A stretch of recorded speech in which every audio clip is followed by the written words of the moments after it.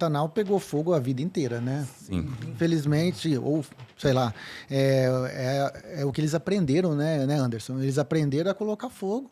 É uma forma de limpar mais aquela grande quantidade de... Pois é, esse é um tema importante. Só que, assim, essa questão da queimada, ela é algo importante se dizer. O pantaneiro sempre tacou fogo, mas ele sempre soube tacar fogo. Exatamente. Entendeu? Assim, o que aconteceu foi justamente que veio umas normativas que era proibido tacar fogo. E aí você tem uma formação que a gente chama de macega muito grande e aí fica uma coisa incontrolável. É comprovado que o grande bombeiro do Pantanal é o boi. Onde eu fui estagiário da Embrapa Pantanal, a pior invernada que eles têm lá na Fazenda Umirim é a reserva. A reserva são 600 hectares, onde é um Pantanal sem a ausência do homem. Assim, o homem, como se o homem não existisse. Não tem bovino, é só os cervídeos que tem da natureza. É uma macega e a principal preocupação quando eu era estagiário da Embrapa era fazer o acero em torno da reserva. Incêndio. Por quê? Porque se o fogo entrasse dentro da reserva, aí você via o estrago ambiental, porque aí não escapa nada. É um grande desafio conciliar, né? A preservação ambiental, a produção, a cultura local. Realmente é um grande desafio lidar com todos esses aspectos, né? E agora, nessa última queimada, eu estava lá, né? Cheguei 2 dias depois, 3 dias depois. E uma coisa que é muito impressionante, cara. A braquiária, ela acaba, né? Ela torra ali, né? Só que depois de 3 dias depois, você olhava embaixo daquela cinza, tava o capinzinho nativo, verdinho, cara. Pra você ver o que é a evolução daquele material ali, né? Então, o mimoso, tem o calopogônio, você vê, provavelmente eles aprenderam a lidar, né? E colocaram, e provavelmente eles absorvem mais água e por isso que não queima. Sim. É impressionante, é muito legal. O outro grande desafio para o extensionista, não só para o extensionista, para todos nós, né? Para a sociedade como um todo, são... Eu não sei se eu estou avançando, mas essas mudanças climáticas... Fica à vontade.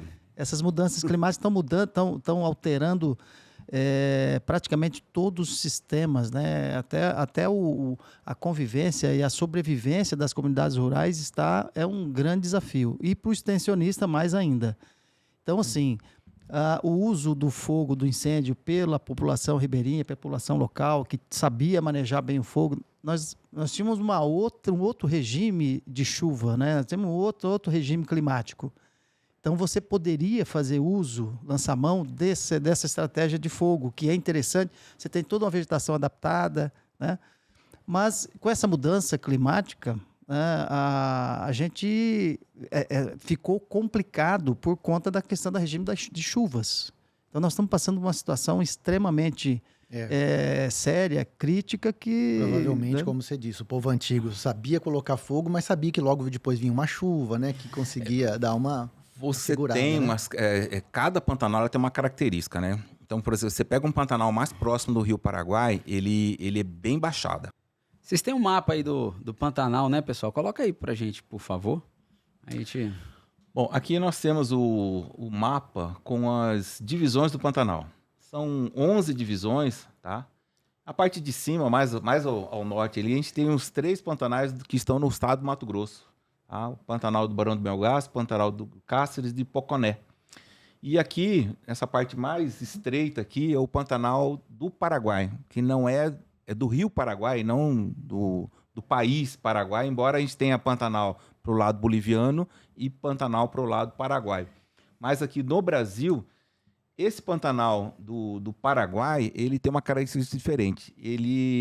As águas chegam por influência do Rio Paraguai. Conforme vai descendo a água do norte, ele vai pegando volume de água e a água vai crescendo. Muitos afluentes, né, vindo lá de cima. Sim, muito.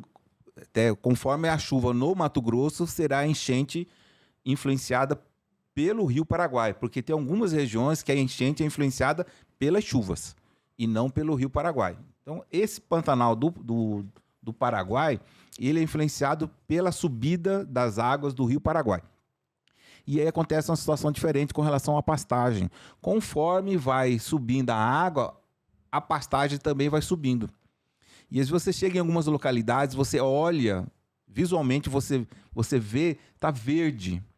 Quando você vai lá, tem 2 metros de água. Nossa. quando as águas descem, a pastagem ela cria como se fosse uma cana para poder sobreviver. Quando as águas descem, essa cana acama. Então, nesse período, geralmente, que havia ainda água por baixo do solo, o pantaneiro tacava fogo, porque aquela vegetação que estava seca por cima, ela queima, mas por baixo tem água. Então, o pantaneiro fazia isso, por exemplo, ou fazia queimadas por faixas, conforme a água ia descendo, ele ia atacando fogo. Um fogo controlado, né? Um fogo controlado. Com Então, que objetivo ele coloca esse para fogo? diminuir a macega, surgiu um pasto novo que é de melhor qualidade, que o gado gosta de pastejar o pasto macio, né? A gente sabe disso, Tem a né? folha verdinha, né? Exato. Então, assim, ele tacava fogo para isso, para fazer renovação de pastagem, renovação. você entendeu? Mas sem prejudicar o solo, porque estava úmido. Então, Aquela cinza ficava ali por cima Sim, da água e... isso aí, se a gente for falar de sustentabilidade, isso aí vem acontecendo há 200 anos, que é a pecuária no Pantanal. E estava se mantendo, assim, dentro do... Que vai ter certos prejuízos, a gente sabe que sim.